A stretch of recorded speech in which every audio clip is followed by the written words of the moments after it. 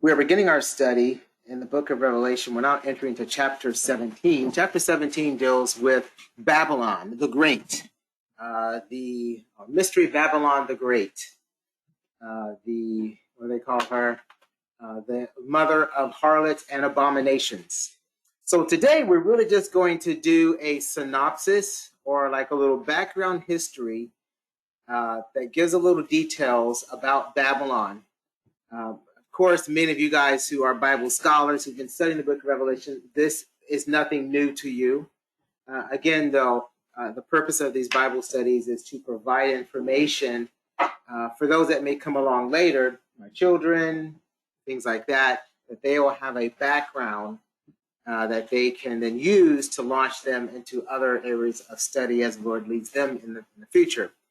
So I'm just tying some things in that deals with Revelation chapter 17 dealing with Babylon, but we're really not going to get into the specific scriptures in detail. We will do that beginning on next Saturday and Sunday, but just kind of bear with me as I lay some kind of groundwork and foundation and show some kind of parallels that later I'm going to tie in when we start talking about the Antichrist.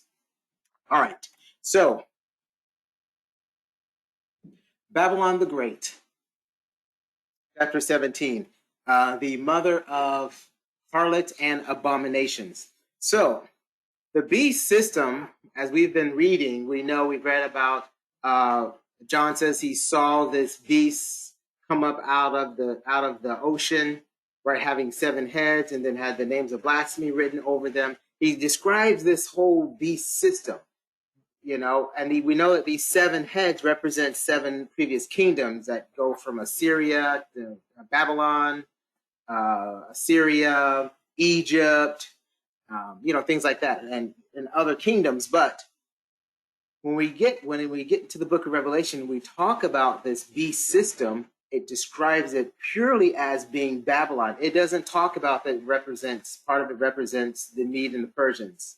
It just refers to as Babylon. We know that the beast system refers to the Roman Empire and then the revived Roman Empire, but it doesn't call it the Roman Empire. It calls it Babylon, right? We know that there's, the Greek Empire came along, which is part of it as well, but it does not call this Antichrist system that pervasive throughout all of mankind and enters to the Great Tribulation period. It doesn't refer to it as all those other nations. It purely refers to it as Babylon the Great. So we're going to kind of explore, dissect this a little bit to try to understand why is it just referred to as Babylon?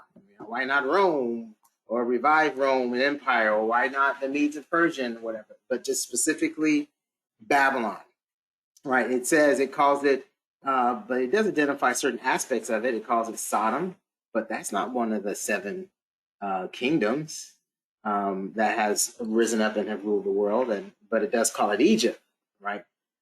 So there are parts of other nations and cities like Sodom that have attributes of Babylon, but only Babylon is represented by title and character, although there's many other kingdoms associated with this beast system that we see in the last days during the Great Tribulation period. So anyway, this beast system is comprised of many kingdoms, but it's still called Babylon. I'm just reading these notes here.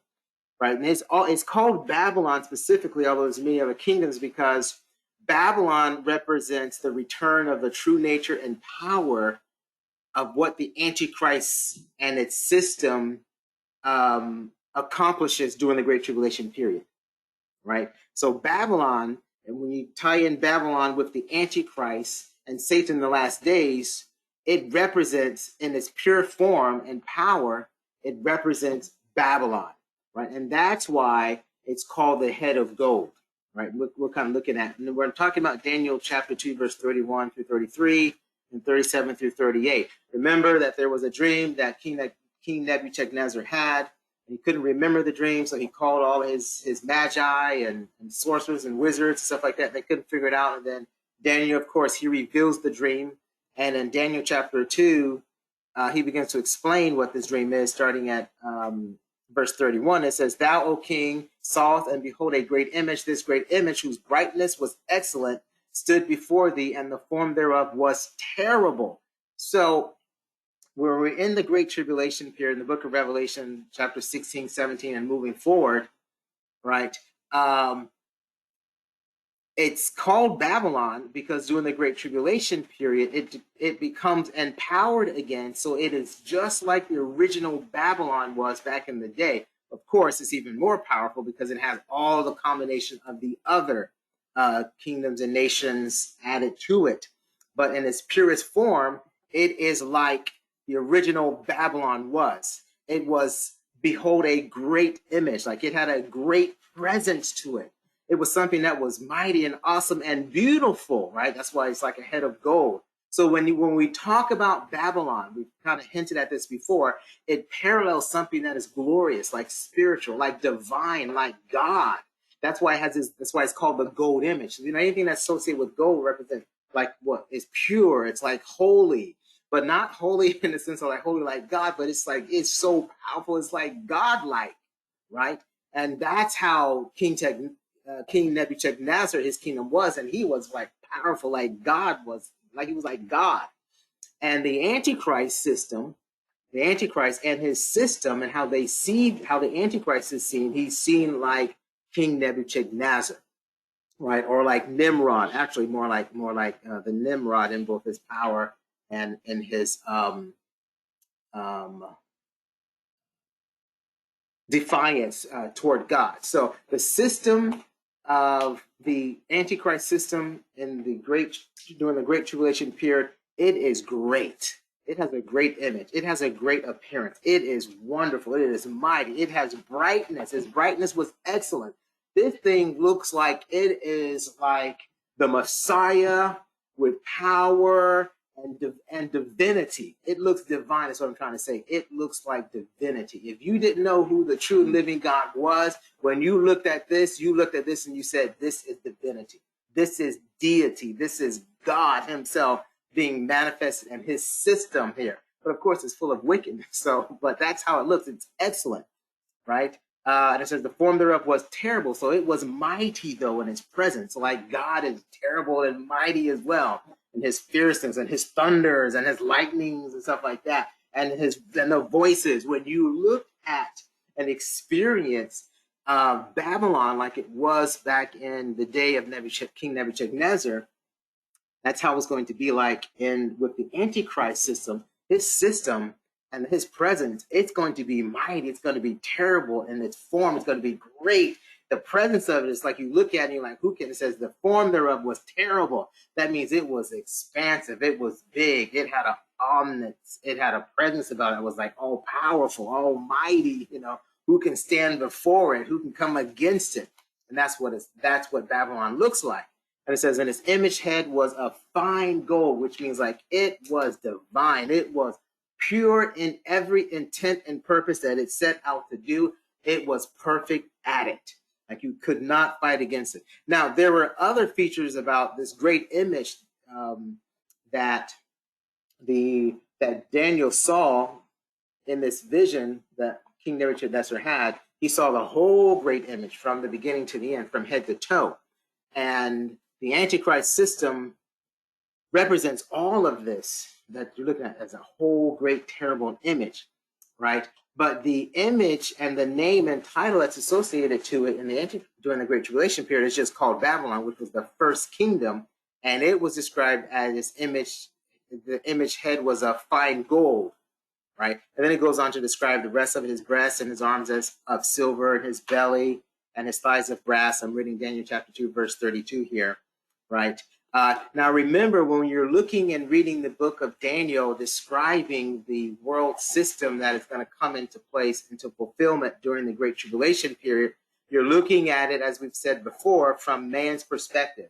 So from man's perspective, when they look at the Antichrist system and they look at the Antichrist, he's going to look like something marvelous. But we know that other prophecies have described the Antichrist and the Antichrist system, and it's described as a beast, right? So that's how God sees it. God sees it as a beast, a brute animal, right? But from man's perspective, from man's eyes, when they look at this worldly system that the Antichrist brings into its fullness during the Great Tribulation period, the world looks at this and he's like, wow, this is marvelous. This is divine. It's gold, you know.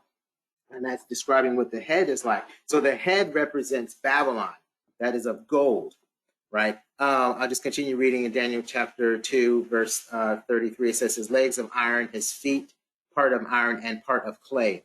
Verse 37 lets us know that the image head of fine gold represents Babylon. Verse 32, it says, thou, O king, art a king of kings, for the God of heaven hath given thee a kingdom, power, strength, and glory. So Babylon is symbolic of that it is the king of kings. So there have been many kings that have reigned on this earth, and many kingdoms that have come and had kings. But Babylon represents the king of kings, right? And we can see the symbolism of king of kings, whereas Christ is called king of kings as well. So the Antichrist, he feels that he is king of kings, parallel and equal to and replacing the king of kings and Lord of lords, Jesus Christ. So when we're looking at what this head of gold, why is Babylon, why is the Antichrist system that comes up out of the sea, this beast that we're going to talk about, that this harlot woman called Babylon sits on, right? And it's called Babylon. Why is it called Babylon? Because it represents a man in a system that rules as king of kings. Like no other king has ruled like this king is going to reign, like the Antichrist is going to reign. And God has allowed it or given it power, the God of heaven, right? That is the term that Daniel uses a lot, right? I kind of mentioned how Daniel calls him God of heaven, right? That the God of heaven has given this king a kingdom. So God has given it to him, just given it over to him to have, and has given him power. And we know the power that he has. He's able to call down like fire from heaven. Or is that him that does it, or the false prophet? I think the false prophet calls down fire from heaven. But the Antichrist does great miracles and stuff like that as well, right? And has given him strength and has given him glory, right? So this is a king that is coming, that is going to have glory. Right? A glory is going to be, and it's the glory that is of like gold. When you look at gold, people like go and they're like, wow, this is glory. It's money. It does a lot. It's pure. It's refined. This king is going to be pure, refined. It's divine. He's going to have strength, the strength that only God can allow to have. He gets his strength though, is going to be comes from Satan, but God permits it. So the God of heaven hath given thee. So he allows him to have it, and his power comes from Satan, but it looks glorious. It's divine from man's perspective. Now, again, Daniel chapter 2 gives a dream that Nebuchadnezzar had from the man's perspective, not from. Now, if we looked at it as being in the Word, being of God, being of Christ, we would look at it and we would see it as a beast, the way Daniel later describes it as well. Right? So he has this power and strength and glory. And so that's what Babylon has. Right? And so that's why when we talk about in the book of Revelation, chapter 16, 17, and on, when we talk about chapter 14, when we talk about during the Great Tribulation, the system that arises that the Antichrist is a part of, it's associated with Babylon because of these features. The Antichrist is a king of kings. He has been given power. God has allowed him to have, the God of heaven has allowed him to have a kingdom and power and strength and glory. And it is divine-like, right? And so that's why when we talk about the system in the last days during the Great Tribulation period, associated with Babylon, fine gold. Verse 38, I'll just finish reading it out. And wheresoever the children of men dwell, the beasts of the field and the fowls of the heaven hath he given into thine hand, and hath made thee ruler over them all. Right. So the kingdom of the Babylon itself was a kingdom that God had allowed him to rule over all men, it said. To rule over all men, all beasts, all fowls of the heaven has he given into thy hand, hath made thee ruler over them all. So that divine decree was only given to the king of Babylon, who was king of kings. And so that's why when we talk about during the Great Tribulation period, the power that the Antichrist has, where he has power over the whole world, right? the whole world is deceived by him. Right? There are those that hear the gospel and they repent, but the whole world, he has power over everything. I mean, the Holy Spirit kind of steps back a little bit, right? It's still present, in the 144,000, and and the two witnesses, and then the angels. Work is still being done, but the God has allowed the Antichrist to have this power to dominate over all men, over all beasts of the field, to rule over everything. He says, "Thou art this head of gold." That's still reading Daniel chapter 2, verse 38, the last part. "Thou art this head of gold." So Babylon, or King Nebuchadnezzar, was given this. He represented this head of gold to dominate and to rule, and that's why when we're getting ready to read Revelation chapter 17, we're talking about this Babylon the Great, right? The mystery Babylon the Great, the mother of harlots and abominations, right? It's referred to as Babylon because that's what Babylon represented back in Daniel, what it represented and how much power was given to him. And it was pure in its purpose, in its religious pursuits. And he was pure in it, and its abominations and its fornications, and its religious pursuit of not worshiping God, but worshiping everything else but God. All right, continue on here. So the history of Babylon comes from the Tower of Babel. Many of us know that. Genesis chapter 10, verse 8 through 11, and Genesis chapter 11, verse 1 through 9. The original ruler that set up what would become known to be Babylon was Nimrod. Many of us know about Nimrod. He's mentioned in the book of Genesis. He was the first leader, and the Hebrew word for Nimrod is marad. And it means, in the future tense, we will rebel. And that's what it means. It means we will rebel. So it's in the future tense, meaning that we're going to rebel. Our purpose is to rebel. Our whole goal is to rebel. We will always continue to rebel. And when we look at what happens during the book of Revelation about they will, no matter how many judgment came against them, they always just blaspheme God. And they just rebelled. Even after the millennium reign, right? When Satan is released, what do? Satan gathers them up and they rebel. So Babylon is always about rebellion, right? And they will always oppose the things of God, no matter how it is represented or presented or brought to them. They will always rebel against. We have to understand that we are living in the time of the re-empowerment and the rise of Babylon, where they're going to always rebel against the word of God, no matter what, right? Nimrod was an Assyrian, right? I'm saying this because I'm trying to lay some things down. I've been telling you about the Antichrist is going to be an Assyrian, right? And that's important, all right? But anyway, going back to the origins of Babylon is the Tower of Babel. And in Genesis chapter 10, verse 8 through 9 gives us this little chronicle of history. It says, "And Cush begat Nimrod, and he began to be a mighty one in the earth." So this mighty that we're talking about is a man of violence, right? A man that would kill and dominate over others. Verse 9 says, he was a mighty hunter before the Lord. Wherefore it was said, even as Nimrod, the mighty hunter before the Lord. Now this phrase, he was a mighty hunter before the Lord, we know this is talking about in defiance of. He was a mighty hunter in defiance of the Lord. Right, so because he would go out, he would gather men, he would put men in bondage and captivity, he would slay them, he would kill them. He was the first one to begin to do that, to be a conqueror of men against the defiance of what God would have us to do. Right, he told them to go out and scatter and stuff like that, but he would gather and bring people into bondage and into servitude for his purpose. And it goes on, verse 10, it says, "And the beginning of his kingdom was Babel." So the establishment of the kingdom that will become Babylon was Babel, and it began with conquering. Its origins began with rebellion against God, of bringing men into bondage for his servitude, right? And it goes on, the beginning of his kingdom was Babel and Erech and Akkad and Calneh in the land of Shinar. So Shinar is that land or area where Nimrod established the Tower of Babel, which later grew to become Babylon, right?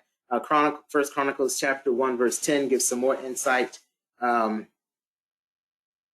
I skipped that, huh? Let me see if I put it on the next verse, on the next slide.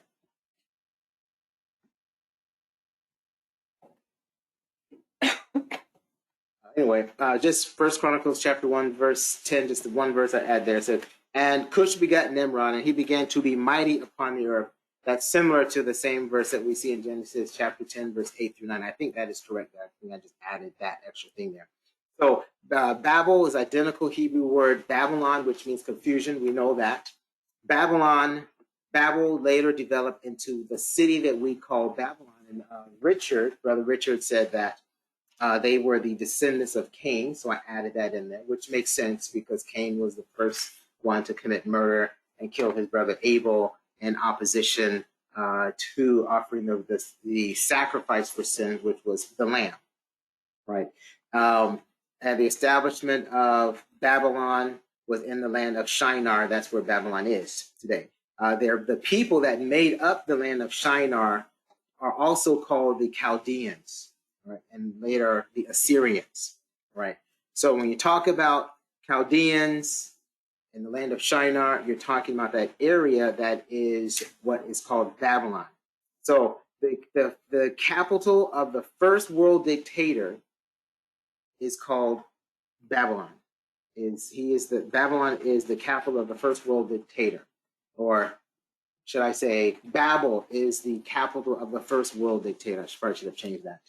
I put the two together, Babylon and Babel. And the last world dictator, his capital city is also going to be Babylon.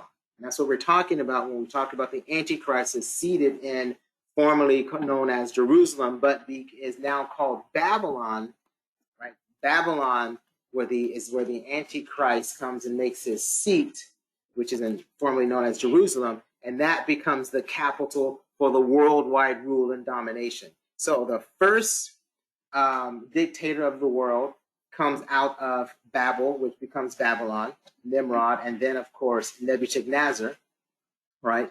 And then comes the Antichrist. He becomes the world dictator from the city Babylon as well. So we see this theme of world rulers coming out of Babylon. First Nimrod, Nebuchadnezzar, and then the Antichrist. All arise from Babylon, have its origins from Babel or Babylon, right?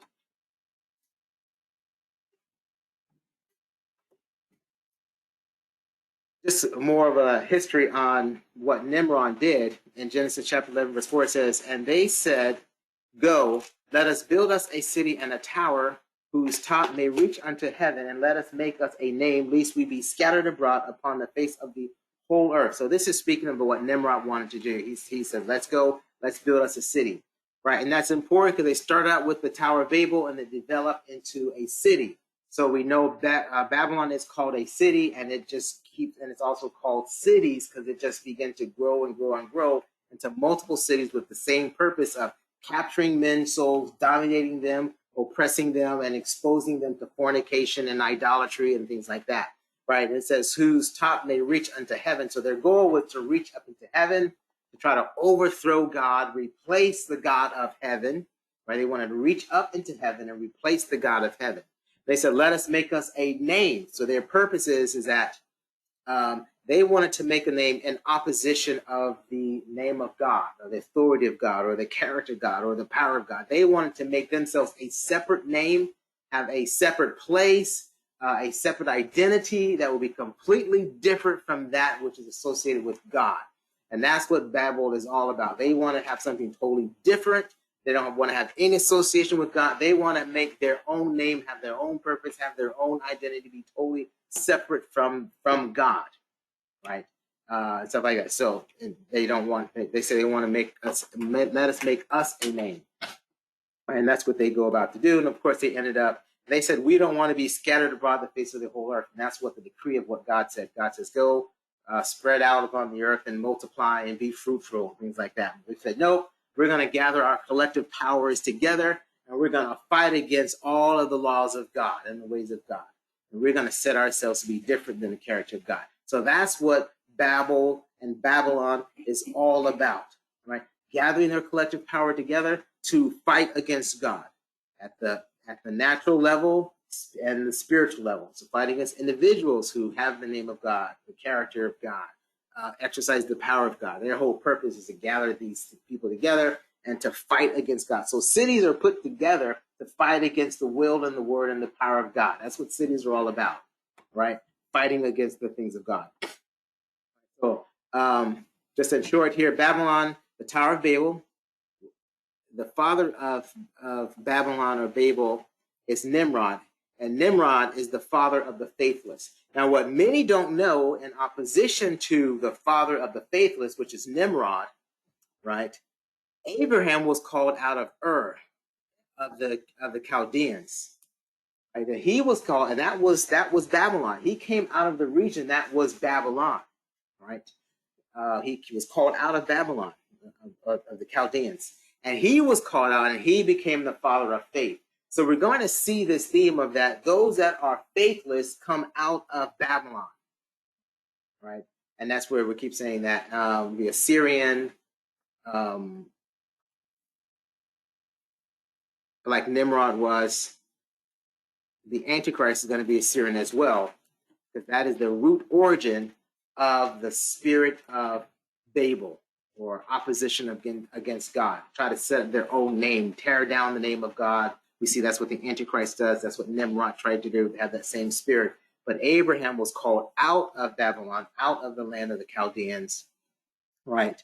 And he came the father of faith. So you have the faithless, and then those that come out of Babylon show themselves to be of the faith, that have faith of God, faith in God, take on the name of God. Of course, you know, Abram was changed to Abraham. And that's because he took on the name of God. Whereas those who are of the Tower of Babel, of Nimrod, and of Babylon, they try to make a name of themselves to be an opposite and in defiance of God, his character, his purpose, right? As we know the story from Genesis to Revelation, Abraham goes and he rescues Lot from the kings. There was like these 5 kings or more than that, but basically 5 kings. And Lot, and one of the kings was from the land of Shinar. We know the land of Shinar we talked about is the land that Babylon, the kingdom of Babylon, is a part of or resides. So the kings, and they was specific to say, including the king of the land of Shinar, came and took Lot. So we see this conflict of Babylon always trying to come there and trying to capture the people of God, take the people of God. It didn't help that, of course, Lot was in Sodom, where he really didn't belong in the first place. Right. Then as the story goes along in the Chronicle in the Bible, Babylon just keeps coming up over and over. And we know that, many of you know that Jerusalem, well, the nation of Israel broke into 2 parts. 10 northern tribes came together, and Judah and, what are the 2 southern ones? Judah and, I can't remember that. Judah. Well, 2 tribes from the north. Well, I think that Judah became its own tribe by itself. The 10 northern tribes got together, and they formed their own group and region called Samaria. And Samaria was like their capital region area. And then they ended up being occupied by the Syrians and the Babylonians, and that is chronicled in 2 Kings. So we see that Babylon is always coming to take. Oh, my wife got me something here. She got me. Came and took, capturing the people of God. Always there, just trying to capture the people of God. And so in 2 Kings, verse 17, chapter 17, we read that, and the king of Assyria brought men from Babylon.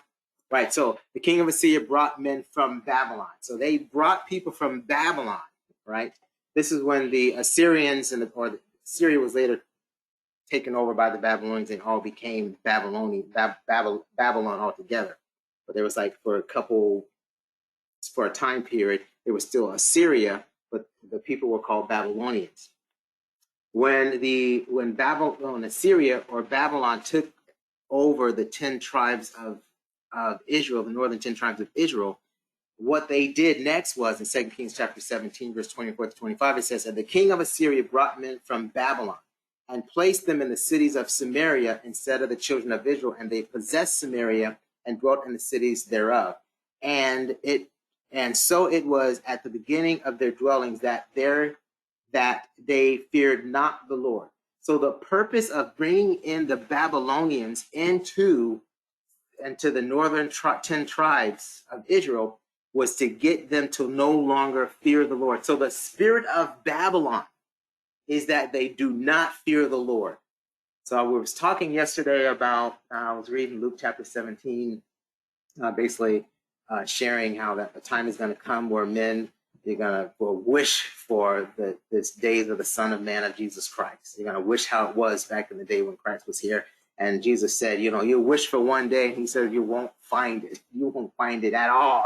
Not even one. It was kind of heartbreaking when I would read that. Just like, he says, you'll search for it. He turned to his disciples. Many of you guys weren't a part of the lesson yesterday, so you may not know what I'm talking about. Luke chapter 17, when the disciples were asking about the coming of the kingdom of God, and Christ begins to give a progressive discussion of the coming of the kingdom of God. And at one point he's saying, before the kingdom of God comes, where Christ comes and sets up his kingdom, he turns to his disciples, meaning talking to the church, that you're going to look for one of the days of the Son of Man and you're not going to find it, right? And he says, you'll search for it. And he says, you won't find it. And every time I read that, it's just crushing. It's like, Lord, we won't find it? Like, think it's that bad? He says, you won't find one day like that. And that's because Babylon is rising up, and the spirit of Babylon is it teaches them not to fear the Lord, have no reverence for God, have no respect for God, no respect for Christ. And so they brought in Babylonians for that purpose, to possess the land and to stamp out the fear of the Lord and to lead people into idolatry, into fornication, into blasphemy, right? So that is the spirit of Babylon that we're talking about. It's just that nasty, just that bad, just that reviled. And that's why God is going to bring judgment, because the intent is to turn the people of God, those that serve God, turn them away from God. But then also Babylonians, their whole purpose is to cause people not to fear God, respect him, reverence him, worship him, or anything like that. That's their whole purpose and nature, right? And that's how bad Babylon is, right? As you continue on reading through the Old Testament, eventually Judah succumbs and gets occupied or captured by Babylon as well, and that's in Isaiah chapter 39. And basically, the short version is that King Hezekiah shows Babylonian representative all the treasures of the house of God. He shows it all. He shares the treasures, and God says, you shared my treasures with those people that despise me, that their whole purpose is not to reverence me or fear me, that they fight against me, that they, he's like, you did that? He says, that's fornication, like you're committing fornication, King Hezekiah, like, don't do that. So then the judgment came down. The prophet came and spoke to King Hezekiah and said, all right, God said, you showed all your treasures to Babylon, all my treasures, God speaking, you showed all of my treasures to Babylonians, and I will then expose all of your treasures will be carried away. And the treasures he's talking about, Hezekiah and all the nation of Israel, is that their sons in their houses were their treasures. Like in my house, my treasures, my wife and my children. And God says, all right, you expose my treasures, all of my golden cups and bowls and stuff like that. He says, all right, I'll expose your treasures, and the Babylonians will carry them away. And of course, we know what happened. They did. They carried off the sons and daughters, and like Daniel and what we call Shadrach, Meshach, and Abednego, and they were made eunuchs and stuff like that. So Babylon loves to come and look at the treasures of the house of God to try to pervert them and to take them away. And so we have to be very cautious about what the spirit of Babylon is. We don't want to share our precious things with Babylon. They want to see it, right? But they will take it and they will defile it. And there's a judgment that comes upon you when you share the things of God with Babylon. So that's why we're very protective of the house of God, right? We're very protective of mingling the holy things of God with the spirit of Babylon in the world. God will bring a judgment upon the house or the place of fellowship that mingles with Babylon. That's why we don't want to bring in all the things of this world, which represent the spirit of Babylon. We don't bring it into the house of God. We don't share it with them. God will bring a judgment upon that, right? And we see what that judgment was. The sons and daughters were carried away, right? And so Babylon, I'm reading through this number line here. That was number 5. I'm on point 6 here. And of course, Judah is carried into captivity. And then all of the prophets from Isaiah, the book of Lamentations, Ezekiel, Daniel, Joel, Obadiah, Habakkuk, it goes on and on and on. They talk about all the hardships that happened with Judah and Israel while they were in Babylonian captivity, but some great things came out as well. The story of Daniel, Shadrach, Meshach, and Abednego, and other things like that. The story of Esther, and all these other great stories as well. Right. Of course, we know Babylon was defeated by the Medes and the Persians. Right. And then we enter into the church age, and Babylon still exists, but because Christ has come, it's been kind of suppressed so that the church can also have its day, and Christ can rapture out his people, right, the church. But then we enter into the Great Tribulation period, and Babylon is empowered. Once the church is removed and the Holy Spirit kind of steps back a bit, Babylon becomes empowered. Like the Babylon we were just reading in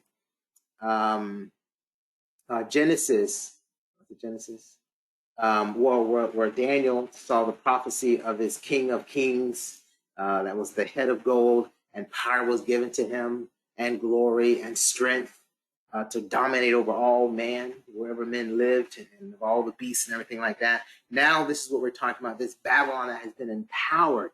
And then along with this empowerment is Satan is risen up, and the Antichrist has come into power as well. And now they're reigning again in this Babylon, right? And that's what we're talking about right here. We're talking about point number 10, the last Babylon.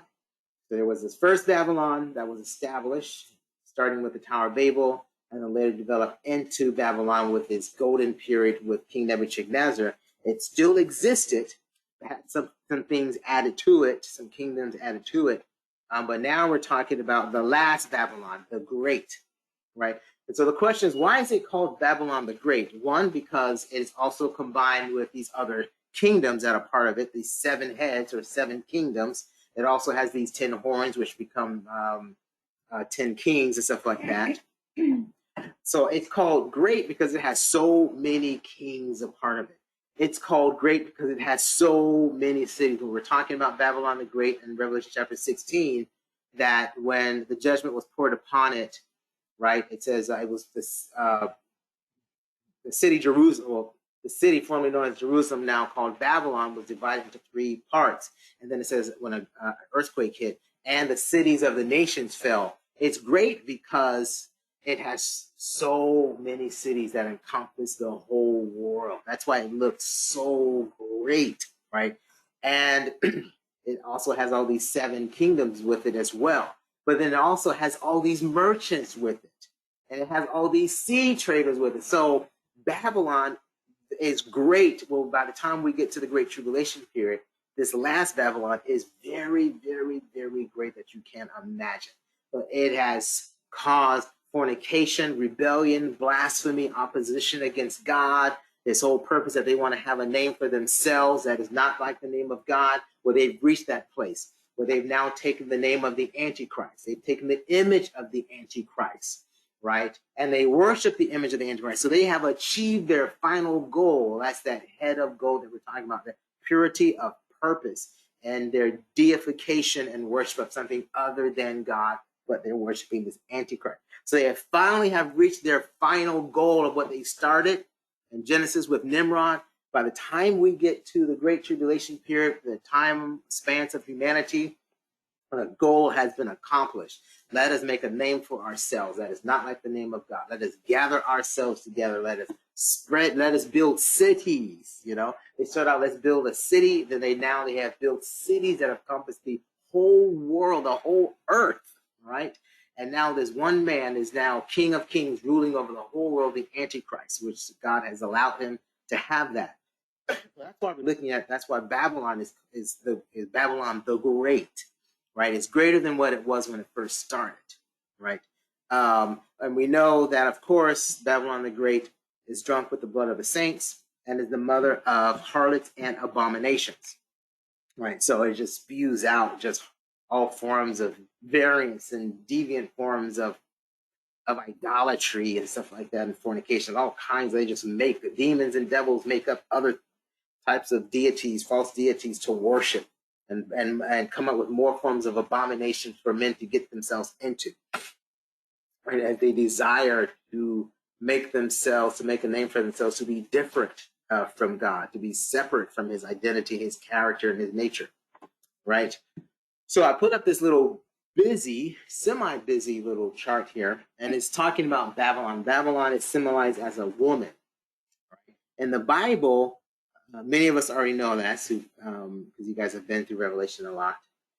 We know that a woman is symbolized as a spiritual religious system, right? We are called the bride of Christ. So we are a spiritual religious group. All right, I say system, and I'll say group, a spiritual religious group. So the bride of Christ, we're a woman because we represent a spiritual group. The nation of Israel, their spiritual system, they're called a woman as well, right? Babylon is represented as a woman, the harlot, right? The mother of harlots, so she is a woman as well because she represents a religious spiritual group as well. But of course, their spiritual religious group is Satan worship. Right, so I put this little semi-busy chart here of Israel representing the woman that we see in Revelation chapter 12, and we're about to read Revelation chapter 17, which describes a woman riding on the beast as well. So we're dealing with two women. I have not put in what the church is, the bride of Christ, into this because the church has been removed in the Great Tribulation period, so I'm not going to contrast that in this one. But surely, I mean, we could. Right, so when you read Revelation chapter 12, talking about the woman as the nation of Israel, or the true Israel that arises out of the nation of Israel, in Revelation chapter 12, she is located in the heavens. Right. Whereas the woman riding on the beast, I'm just following my chart here. Whereas the woman, she is not in the heavens, right? She is upon many waters, so she's earthly. So Israel, at least, the true Israel, is a heavenly religious system. It's heavenly, it's of God, right? But the Antichrist system, represented as Babylon, this woman called the mother of harlots, she sits upon many waters, and we talked about oceans, many nations and stuff like that, Gentile in origin that don't know God, separated from God.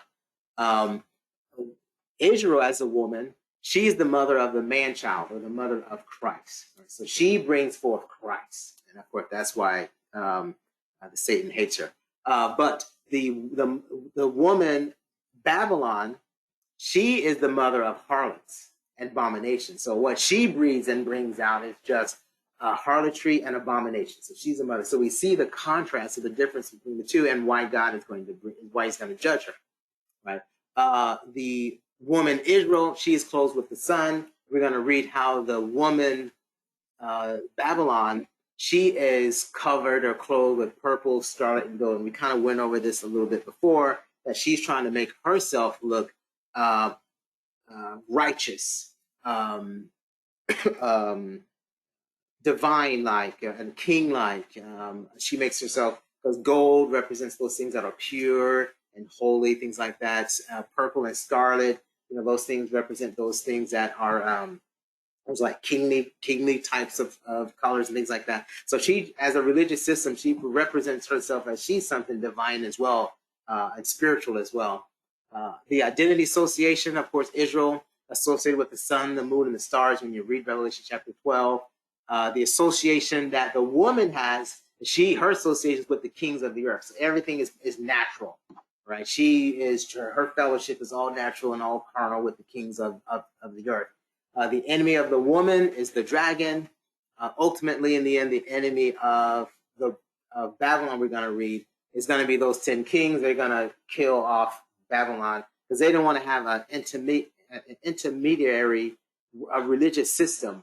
They're going to clear that off, like all these idolatries and harlotries. They're going to clear that off, and they're just going to want to worship Satan directly, not as a vehicle through anything else. They want to worship. The Bible says they will all worship the dragon. So they're going to all want to just worship Satan directly.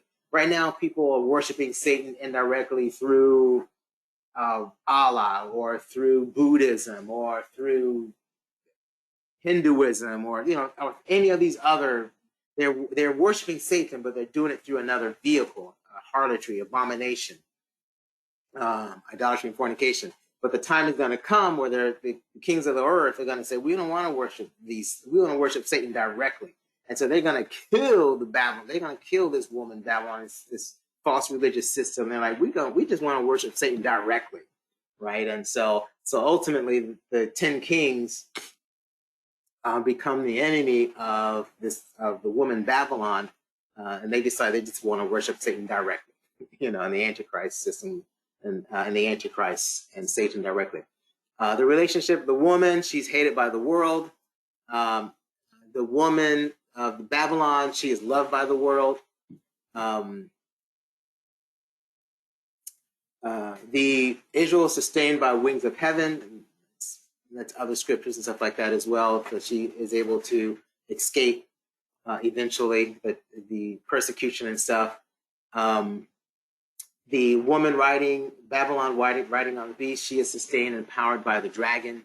The headdress of the woman Israel, she is established by the 12. Her headdress is a crown of 12 stars. The headdress of the woman Babylon riding upon the beast, her headdress is Mystery Babylon the Great. So the difference here, but they have titles above them as well that are associated with how they reign and rule, with how they rule their king, how their system is established. Her system established through Babylon, and all of the mysteries associated with it that are being revealed. The woman representing Israel in Revelation chapter 12 is her status is widowed and divorced. When you go back and read about the relationship that Israel had with God, at some point in time, God would say, you're widowed and you're divorced, right? And I'm saying that because when we begin to read the characterization of Babylon, the woman, the mother of harlots, she's going to say things like, I am no widow. And why is she saying that phrase? That phrase is in contrast to Israel. So she shows herself, and I am no widow, that she has fellowship with deity, and she'll never be separated from this deity or from this religious system. Satan is the ultimate deity there. She says, and she will always have others worshiping her and worshiping with her. She'll never be separated from that. Of course, we know the separation is coming, but she doesn't even know it. She's like, I'm going to reign forever. I'm going to exist forever. But eventually, she's going to be destroyed. All right, so I'm just going to pause that on that. All right, so Revelation. Yeah, I skipped the last two because of time. All right, Revelation chapter 17, verse 1. I'm going to try to just cover a little bit, and then we're going to pause, and we'll get right into the nuts and bolts next weekend, Saturday and Sunday. All right, it says, and there came one of the 7 angels which had the 7 vials, and talked with me, saying unto me, come hither, and I will show unto thee the judgment of the great whore that sitteth upon many waters. So John now he's now seen Revelation chapter 16 and all the judgments that happened with the 7 vials, and the vial that was poured upon the air, in which the Babylon was divided into 3 parts by a great earthquake, right? And then we saw hail like the size of a 100-pound stones fall from heaven and was killing men. So she saw the demolition and destruction of Babylon. So then an angel then approaches John, right, one of the 7 angels that judged, right, the kingdom of the prince of the power of the air, says, I'm going to show you the judgment that's coming on Babylon. And so what I try to go and to do is give you a little synopsis background of why Babylon needs to be judged, right? Because, of all the fornication that she's done, how she tries to oppress people, the whole purpose of them is to teach people not to fear the Lord or reverence him. Their whole goal is to oppose God, have a name for themselves, build a tower and a city up into heaven, try to overthrow the throne of God, just crazy. So it's like, yeah, judgment is coming. So the angel, one of the angels of the seven, that had the seven vials, comes and approaches John. So I'm going to show you the judgment of a great whore that sits upon many waters. That's talking about Babylon. So she is going to be judged. And so the great whore that sitteth upon many waters, they haven't really said it yet, but we're talking about Babylon. That's the great whore that sits upon many waters. And that's many waters is actually those seven kingdoms, rises up, those seven kingdoms rises up, and she rises up with them. Right? They help promote all these kingdoms of the world, help promote idolatry and false worship, whether it be Babylon. We know Babylon told them that when you hear the sound of the sackbut, the haltery, the psaltery, and the timbrel and all that stuff, fall down and worship an idol. Right, and then of course the Medes and Persians come along. The Egyptian Empire comes along. They're about idolatry, worshiping pharaohs, and all these things. It's just every single kingdom that's come along has promoted idolatry and the worship of a false god. And so this Babylon sits upon these many waters, which represents all these different nations and kingdoms that still, even today, America is a kingdom, and one of many waters probably as well, included in part of that, that promotes idolatry, worship of money, worship of, self-pleasure, and all kinds of stuff like that. So Babylon is what is sitting upon that. These nations help promote that, push that all around the world, pushing this stuff. It's idolatry, and hatred toward God, and fighting against God, and rebellion against God. Babylon, Nimrod, it says, we will rebel. That's what that meant. Right. So it says, I will show unto thee the judgment of the great whore that sitteth upon many waters.